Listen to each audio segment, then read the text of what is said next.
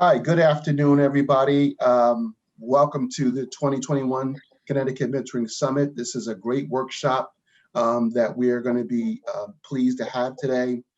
This is the Waterbury's Youth Talk Back today, and we're looking forward to getting into this conversation, this part of the workshop. And we had some really good opening music. Thank you for that. The team here has put that together, and it was really something to have. My name is Avery Hill. I'm the mentoring program manager here at the Governance Prevention Partnership. And in my role today, I'm just today's moderator. I'm gonna be flipping the slides and giving support to our presenters. And I'm so happy to do that because already feel energized by the theme music that we already had going today, and looking forward to this great conversation, and looking forward to learning more during this session. So we have our housekeeping items that we'd like to talk about today. Today's conversation will run about 45 minutes, so we'll be ending at 1:45 around that time. Questions will be answered in the Q&A session, and then we'll have some follow-up materials. The webinar is being recorded for future distribution, and you'll all get an email on that, so we're looking forward to that. And that's the great thing about doing presentations on Zoom, that you can go back and visit those things, and we're happy to distribute that when it's ready. So we have a disclaimer. The views expressed here, the content provided in this presentation represents the views of the Governance Prevention Partnership. It's for educational purposes. The information provided is meant solely for educational purposes, and the Governance Prevention Partnership is not liable for any outcomes related to the implementation of the materials presented here today. And moving right along, I'm going to go ahead and turn it over to Rosalind, and you can go ahead and introduce yourself. And I'm looking forward to being a fly on the wall during this and supporting you during this presentation.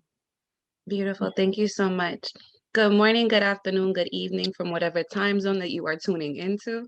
It is lovely to have all of you here. There's quite a few folks in here.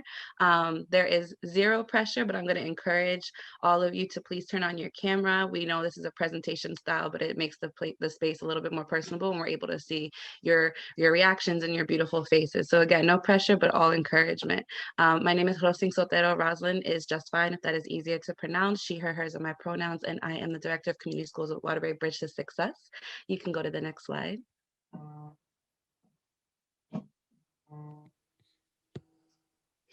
Beautiful. So hopefully you are in the right spot. We are here to talk about Waterbury's youth talking back, and really engaging them in conversations, critical conversations around race and racism through our Youth Talk Back curriculum. And then us going into a shifting a little bit, and really talking about the results of what came about from our facilitation of that curriculum. So we're really excited to introduce you to our Let Youth Lead Youth Advisory Think Tank. So again, hopefully you're in the right spot, and we're here to have a really beautiful conversation. You can go into the next slide. I'm going to pass the mic to our wonderful Executive Director, Althea Marshall Brooks, to just set the tone, do some level setting. And if you don't know who Bridge to Success is, you will after she speaks. Good afternoon, everybody. Thank you for that, Rosalind. A little bit more than I needed, but I appreciate that lift on this snowy Thursday. I am truly excited about this workshop. Thank you to Aristide for having us here today in the Governor's Partnership. I'm Althea Marshall Brooks, the Executive Director of Waterbury Bridge to Success. Born and raised in Waterbury, and really excited to lead this organization and the really exciting work that we're doing. Next slide.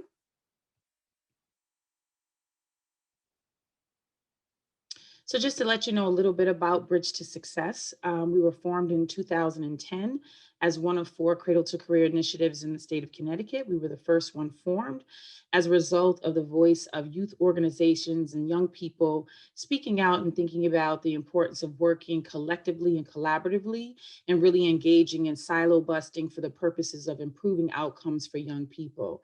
And as a result, BTS was formed as a cross-sector partnership of over 90 communities, civic leaders, educators, organizations, youth, parents, caregivers, working collectively to achieve equitable change by empowering Waterbury's youth and families and communities to be successful in school, career, and life.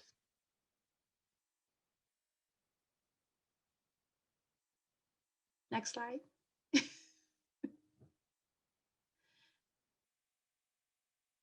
This particular quote here is a huge piece of the work that Bridge to Success has been engaged in over the last 3 years that really grew from, us changing our mission, and the whole focus on equitable change is a key piece. And there's a quote that really drives that work. When we talk about making equitable change, the quote that says, "Not about us without us." So in order to make equitable change, we had to make sure all voices were at the table. And one that was missing, honestly, from our governing body was the voice of youth. And so we're really excited about the power of the youth voice at our governing table, but also as an advisory think tank. And this particular infographic speaks to not only the equity that we brought to the organization, but liberation is what we're striving for. Not quite there, but striving for that for our young people. And this Waterbury Youth Talk Back series was a part of that. So thank you for the opportunity to be here today, and I'll turn it over to, I would be remiss if I did not acknowledge the phenomenal women that I have the opportunity to work with, and that's the women in my screen to my left and right, Ms. Akia Escalum and Ms. Rosaline Sotero. So that's what makes up the team, and our equity and liberation coach, Chame Morales James, as well. So I'll turn it over to today's presenters. Thank you. Well, good afternoon. I think it is afternoon. Yep, it's 1 o'clock. Good afternoon, folks. I'm glad to be here with you all virtually. I wish we were together in person, but we know that we are still in the midst of COVID. My name is Akia Escalum. I'm Director of Community Impact and Marketing for Waterbury Bridge to Success Community Partnerships.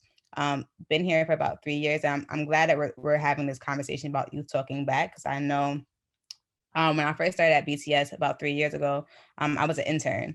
And how that has transitioned, and really having that conversation about centering youth and being intentional around centering youth. A couple of presentations that we have done in the past for other organizations, we also highlight and uplift the fact that we believe in paying our folk, and that means from the youngest of babies all the way up to our oldest. So figuring out how that shows up and how we are able not only to intentionally have youth at the table, but also have them create their own spaces, since we are striving towards liberation. Without further ado, I'm going to turn it over to my little brother, Amari Brantley, and I'll let him give his bio as well.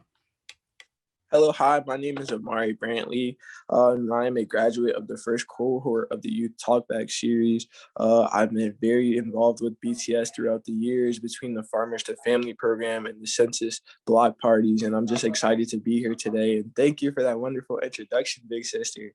So I'm excited to get into this conversation. Thank you. Beautiful. And you already know me. I've already introduced myself. We can go to the next slide. Beautiful. So for today, we have quite a bit of information to share with you, and we hope to get through it all. We will be dropping some information in the chat as well. Sometimes we include a lot of data in our presentations, but because we only have 45 minutes, we didn't want to spend too much time on that. So I'll be dropping some information in the chat throughout our conversation or throughout our presentation. What we're here for to talk about is mainly two things. One, how to identify the importance of creating spaces for youth of color to speak honestly and critically about their racialized experiences. And then two, how? Like, how do we actually do that? It's great to acknowledge that that's something that is necessary. It's a different conversation to talk about how do you actually execute that plan and that plan of action. Next slide. Beautiful. I'm going to pass it to Akia if you want to give us some background on how this all started. Sure. So this is pre-COVID. So when we had access to renting out a local movie theater at Brass Mill Mall, which most students and young people go to on a daily average. So it was a good captive audience that we were able to have. We had about 97 people that attended. All of them that attended were able to receive a free book. So we paired the book with the movie, but we also had licensed therapists there, because we knew that the content within the actual movie screening was a lot. I was crying, Roz was crying, Althea was crying. So it was a lot for us. So I'm pretty sure it was a lot for our young people as well, and processing that for them. So we watched the movie screening together, of course, and then afterwards we had a panel discussion with young people across the city of Waterbury, which was important. I think our youngest person that we had was Elise Taylor, who was at that time 11 years old. So having the different perspectives from the youngest of 11 to the oldest of 19 was very important for us. And also having practitioners in the room as well. So organizations that have access to young people, organizations that are serving young people within the city of Waterbury also attended this this movie screening. And then at the conclusion of it, we were able to generate themes, which led us here to having this conversation about the talk back. You can go to the next slide. So breaking down the data, which as you can tell, BTS is very data driven, and we were able to pretty much pull out some common themes. So we figured out that there was 98% of students of color that actually attended our movie screening, 76% of which were Black. And then we also had about 13% that were multiracial. In terms of queerness, which we do also, and Rosin just drafted the file in the chat. So if you guys want to take a deeper dive into our data share, by all means. Sexuality is also a big component of us taking a look at. It's very important. So we have about 73% of the students that identified as straight, and 2% said they were not sure, 8% said they were gay or lesbian, and then 17% said they were bisexual. And then we have about 72% of middle school students as well as high school students, with the large majority of those students being within the 9th and 12th grade. Nearly a quarter of the students, which at 23% surveyed, identified as Hispanic or Latinx. So we know that that's ethnicity and race. So just making sure we keep that separate as well. You can go to the next slide, and I'll turn it over to Rosalind.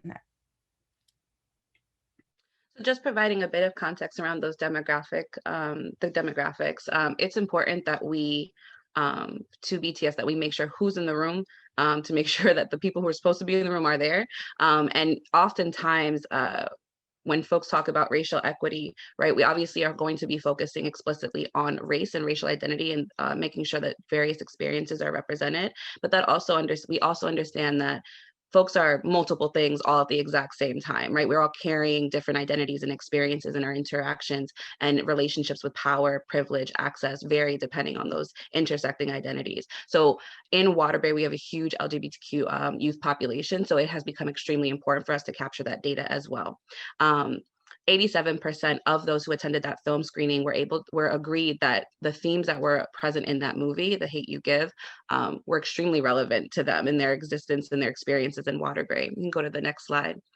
When we break down what was the most relevant and what was resonating the most, we see that for youth specifically, the themes around racism and speaking up for your rights, or knowing how to do so, when to do so, was something that resonated with them, that they acknowledged in our conversation through the panel, but also through our survey results. You can go to the next slide. Because of that, as we often do, our team met in our conference room and met for 5 hours, brainstorming, visioning as we do.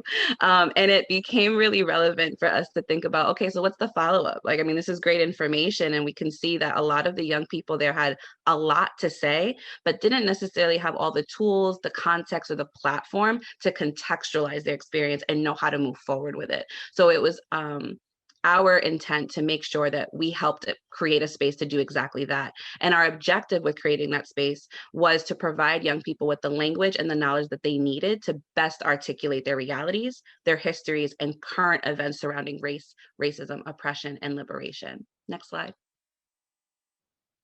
And our second intention and objective was to create a space that was safe and that was equitable, so we can actually have honest and transparent conversations. Talking about race is not necessarily easy. It's a heavy conversation, especially when you're impacted by these systems every single day. And so it was critical that we created a space in which folks knew that you can speak honestly here, you can be transparent here, you can be messy here, and this is where that learning is going to begin. I'll pass it back to Akia to the next slide. There's a text box that's covering the presentation by accident. I'm not sure. Can y'all see that too? I can see that as well. Beautiful. Awesome. Thank you. So these are our core beliefs, and I'm actually going to turn it over to Amari to kind of articulate the first one, but we know that youth are capable, and I think he kind of spoke about in the beginning with his presentation, but Amari, do you have any words that you'd like to share?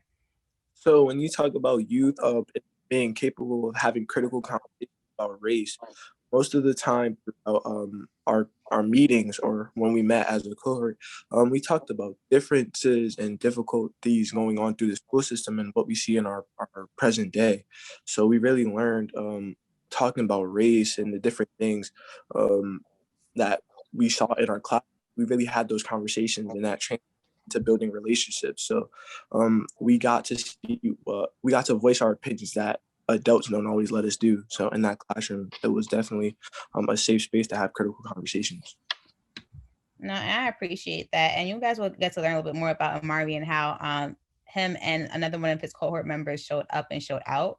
I think speaking to how Roslyn was talking about with us creating safe spaces, Amari said something very critical there, right? Like you're talking about things that adults usually do, quote unquote, and how we now redefine what oppressive, what liberated spaces look like, but also like counteracting oppression.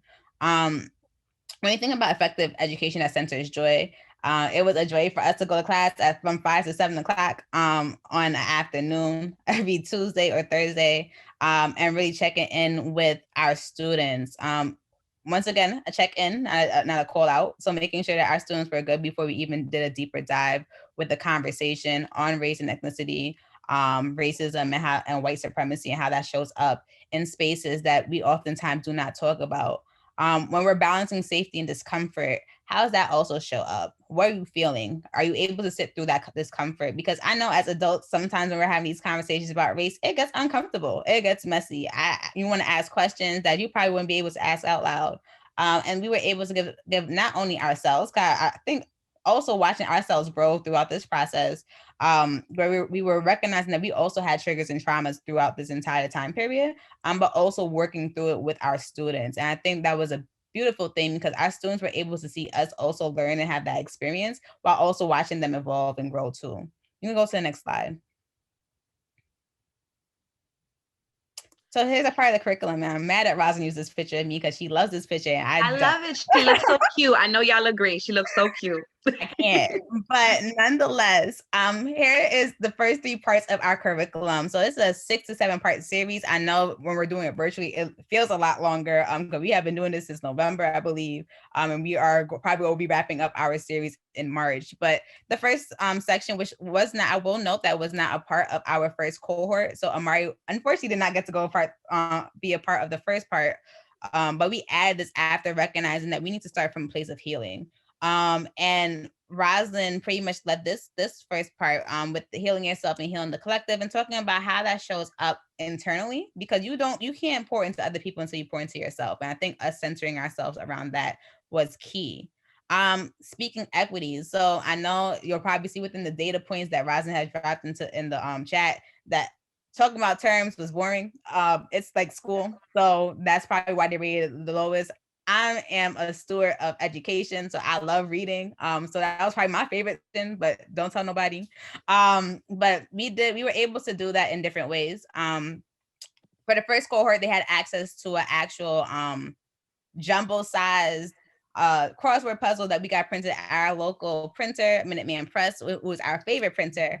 And then we trying to change it up as we went along with our cohort, seeing that we did another one in person, and now we are virtual. And of course, identity, reclaiming our own stories. So dismantling this whole idea of stereotypes, talking about how that shows up. I think "you're pretty for a Black girl" oftentimes always comes up. That's probably like my favorite stereotype to probably use and put on a platform, because I know if you ain't heard of it, somebody you know heard it, and we could probably dismantle that as well. You can go to the next slide. Rosin, you want to take this? Sure. So our 4th, 5th, and 6th modules to the curriculum included Reimagining a Liberated School Culture, which was broken up into 2 sections. So we used the first session to talk about the relationship between students and their peers, right? So really talking about the ways in which students create and contribute and shape school culture and climate. And then the second session talking about student relationships with their teachers, staff, and administrators. So child-adult relationships. And again, talking about the ways in which those relationships are a critical part when we talk about how to reimagine a liberated school culture and climate.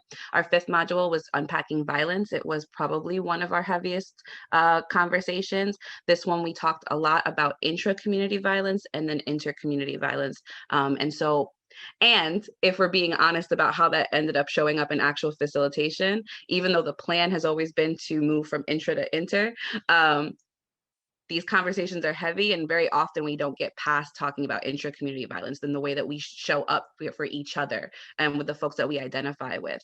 We oftentimes landed in a really deep conversation around colorism and the ramifications and implications of that construct. And then finally, we end the series with Liberation, Healing the Collective. So as we start the curriculum with healing and really think about what it means to center self-care and creating communities of care, at the end, we also talk about the ways in which healing also comes through the form of movement building. And we walk through a very brief history of movements that have been racial justice and social justice movements that have been led since the 1950s on to today. And we do a really great comparison about what's the similarities and the differences in the goal, the strategies, the reception of the civil rights movement, the Black Power movement, and the Black Lives Matter movement today. Next slide. We have facilitated this curriculum 3 times so far. The first one was with Amari in our first cohort at the WOW NRZ Association at the WOW Community Center. That was in the spring of 2019. Again, as Akia mentioned, the curriculum that we just introduced wasn't necessarily as it was in the beginning. We definitely learned along the way what we needed to tweak, what we needed to adapt. The second time that we facilitated it was with Waterbury Hospital, their summer bridge program, and that had 37 students versus the first cohort, which was a small group of beginning with 9 students and then ending with 7 students. And then finally, we are actually in our third facilitation of this curriculum with Waterbury Youth Services, their youth empowerment team. And they're participating in the curriculum alongside our Let Youth Lead, youth advisory think tank, which we will be talking about momentarily. Next slide, I apologize. Amari, you want to shout out some people from your cohort and some other cohorts about what they thought? For sure. So from a mother of an African-American boy who was 17 years old, who attended Sacred Heart High School, cohort 1 graduate, she stated, that's very familiar. I think that was my mom, but I've seen my son's vocabulary improve since he started. I see an interest and a commitment from him to come to every class and learn more. He wants to be there. The second quote is from a Puerto Rican girl in the 11th grade who attends Waterbury Arts Magnet School, who attended cohort 2. This makes me want to create a movement with my friends and family. Absolutely. And that was definitely trying to put you on the spot a little bit. Your mother did definitely say that. Thank you for that. You can go to the next slide. Actually, Amari, keep us going. Keep us going. So, and the last part of the series, participants, parents, and caregivers and district personnel gathered to learn about past and current racial justice movements and their objectives. As a final project, attendees worked in groups to imagine racial equity campaigns and what they would address in identifying the disparities in Waterbury. From criminal justice reform to youth-led programming, participants visualized meaningful solutions to problems that directly affect their abilities to succeed. One work group, which is my group, attended the Board of Education meeting later that night to present their push for programs not prison, which respects the Waterbury increasing rate of juvenile arrest. So me and my partner in Pittman, we actually took our program and we actually presented it to the Waterbury Board of Education because we felt the project that we came up with was needed. It was a call to action. It was needed that day at that moment. So we felt with the powerful things that we created, we would take straight to the Board of Education, and that's what we did.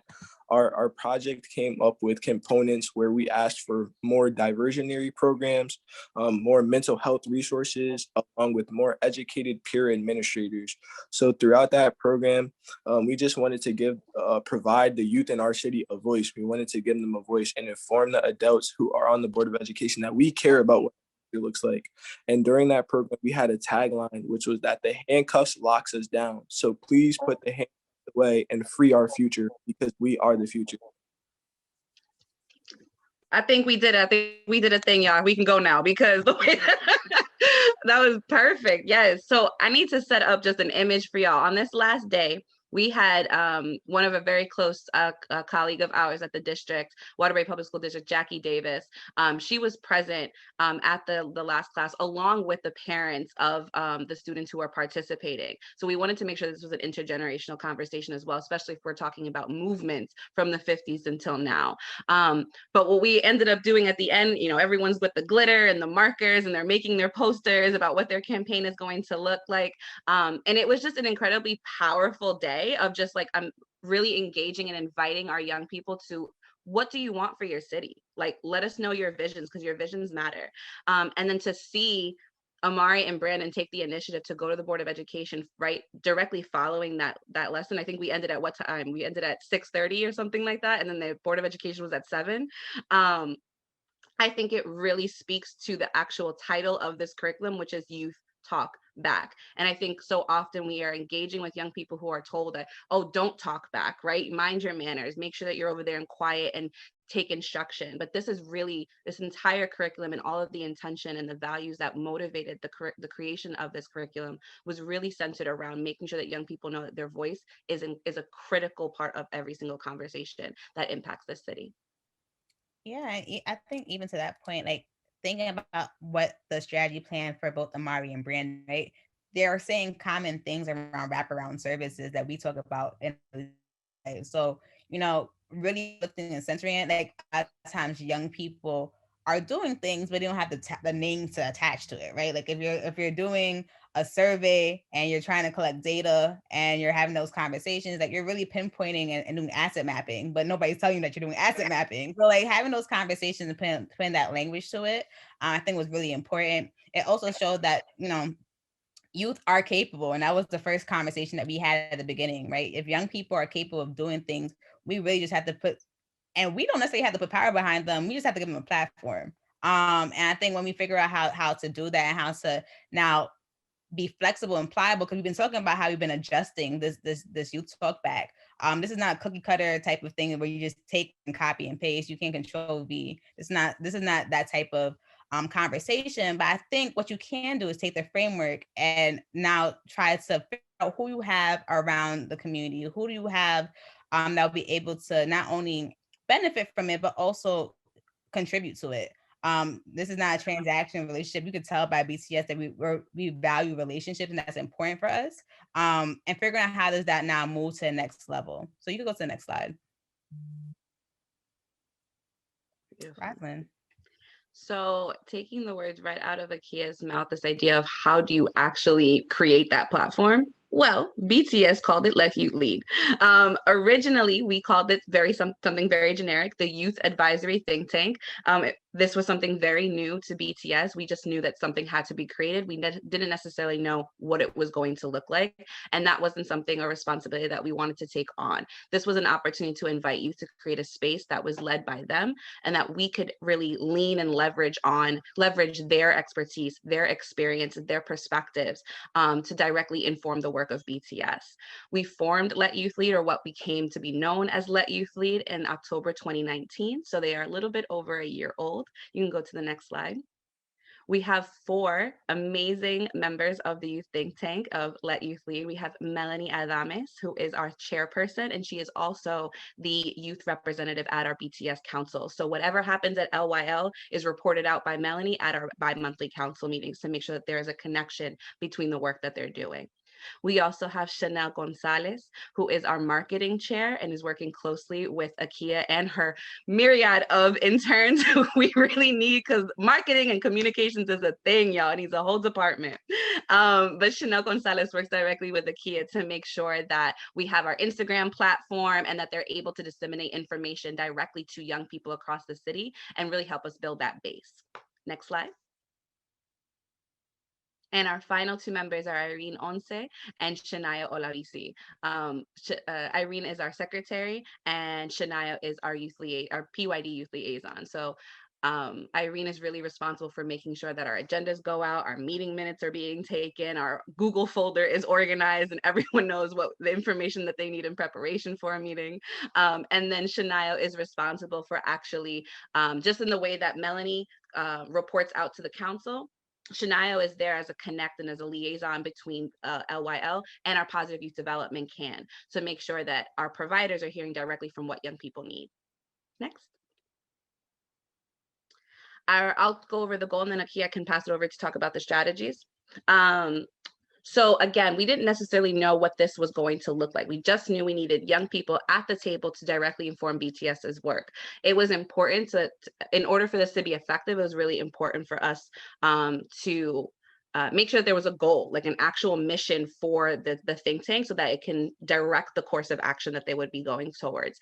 And the goal that they created was to have Waterbury youth generate new ideas that push forward the BTS mission to engage, empower, and inform Waterbury's children, youth, and families in school, career, and life. I'll pass it over to Akia to talk about how do they actually do that. Yeah, I was just reading in the chat. I'm not sure if Miss Wendy's having some difficulties to switch the screen so the PowerPoint's on the main screen. I'm not sure if that's a tech thing. It looks the same to me on my screen, so I'm not sure if that happened. But nonetheless, you'll get a copy of it in your email, so you'll be able to go through it if necessary, and there's going to be a video recording. But for the strategies, everybody's having that difficulty. I'm not sure what's going on. So in terms of the strategies, so they are required to attend a bi-monthly team meeting. I will also note that our LYL kids are stipend as well. Like I said, we pay our folks, and I will stand on that. So making sure that they are able to now gain these tangible skills. I was working in the career services office during the same time I was working at BTS.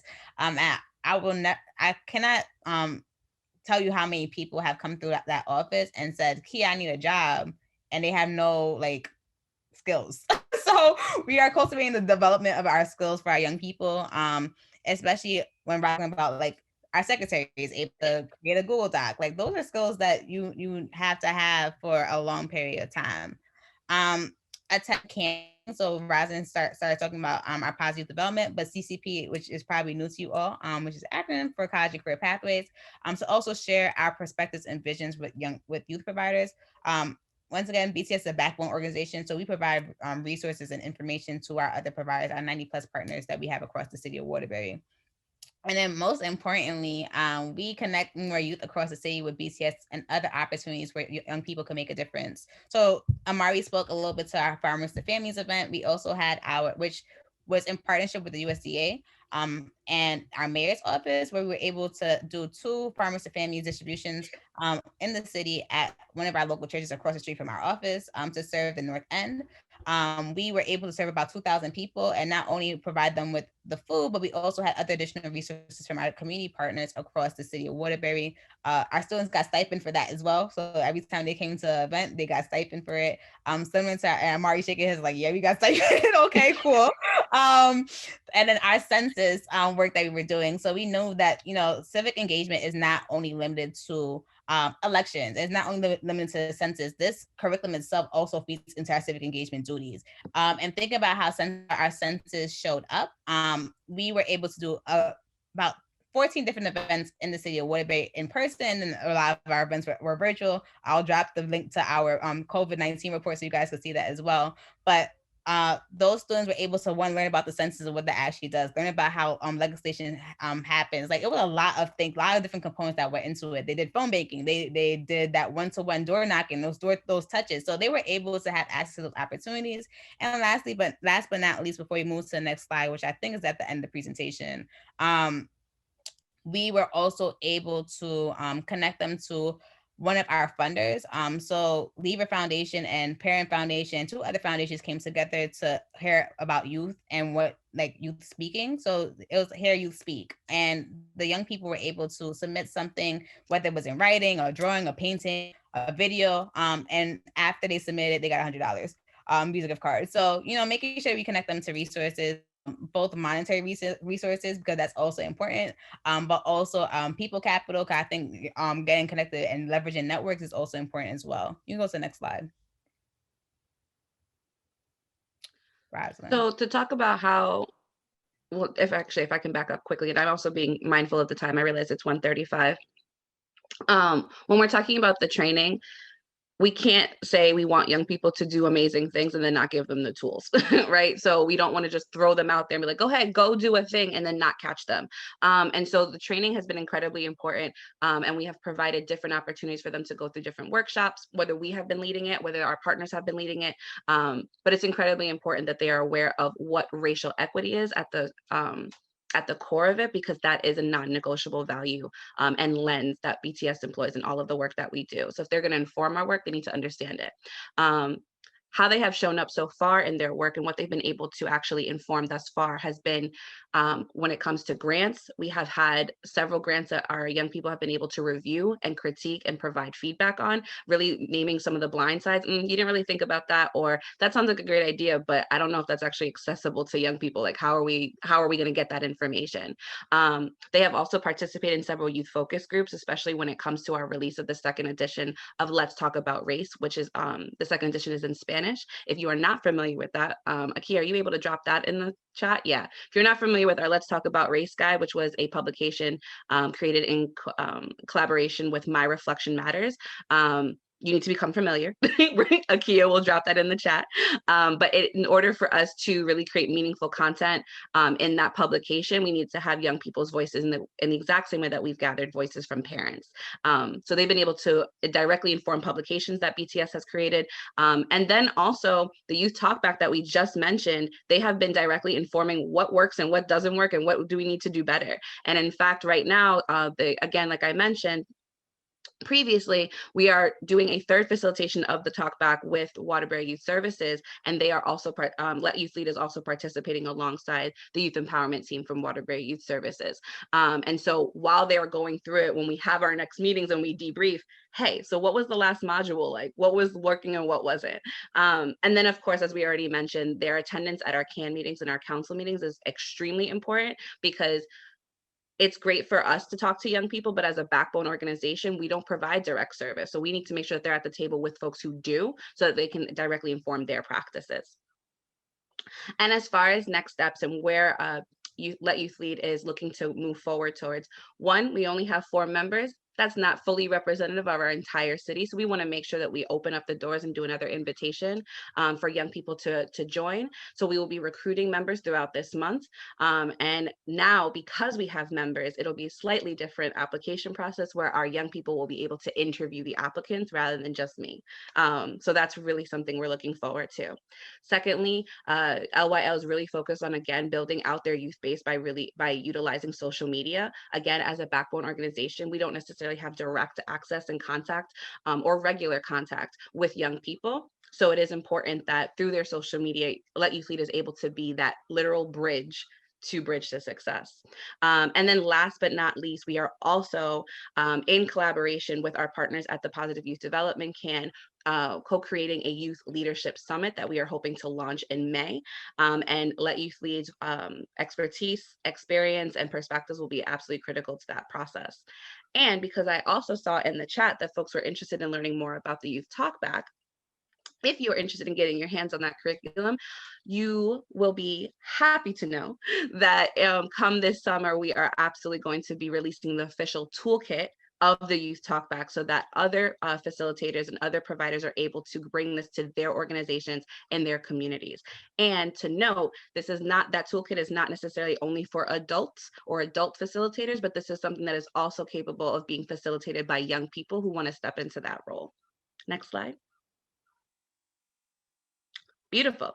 So actually, you can go to the next slide. We do have a survey for you so that you can give us some of your feedback around how this presentation showed up for you. I'm asking him to skip that last slide because that's the wrong QR code. So we don't want to send you in the wrong direction. Akia has already dropped the link in the chat, so please click that. Your feedback is incredibly important to us. We really do use it to move forward. But that is what we have for you today. I think we do have enough time for questions and answers. So I think we did a good job.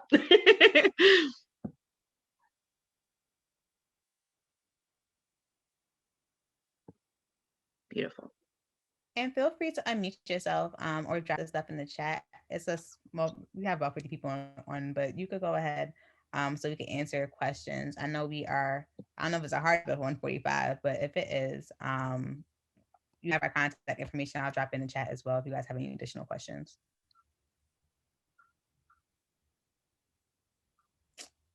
Well, I don't hear any questions. I think that means we were thorough. I think so too. I'm really trying to practice our holding space, but I also wanted to notice, I think I had mentioned them before, but I didn't name them by name. We have amazing student interns. We had about 7 of them come through, but currently we have 3 amazing interns. So we have Akeisha Latch, we also have Candace Perdican, and we have Samri Mogul. And we have 2 that are in college, and then we have 1 that is a high school senior and helping with some of our college work and census work, and has been with us for a long period of time.